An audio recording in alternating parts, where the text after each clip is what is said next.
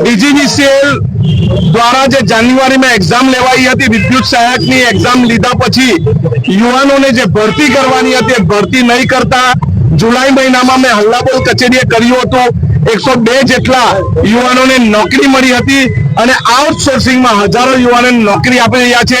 આના અનુસંધાનમાં અમે ફરી એકવાર કચેરીના અધિકારીઓ પાસે જવાબ માંગવા આવ્યા છે કે નવી પરીક્ષા લેતા પહેલા જેણે પરીક્ષા આપી છે જે ઉત્તીર્ણ થયા છે એમને નોકરી આપવામાં આવે અને ત્યારબાદ પરીક્ષા લેવામાં આવે।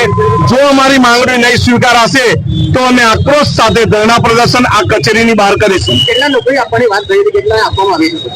નોકરી આપવાની વાત 800 થી 1000 જેટલા યુવાનો હજુ બેરોજગાર છે જેની પરીક્ષા લેવાઈ, જે ઉત્તીર્ણ થયા, જેને એપ્રેન્ટિસ કર્યું, જેને આઈટીઆઈ કર્યું, એ બધાને નોકરી મળવી જોઈએ અને જેટલા પણ આઉટસોર્સિંગ વાળા છે જેને પરીક્ષા નથી આપી એને ત્યારબાદ નોકરી મળવી જોઈએ।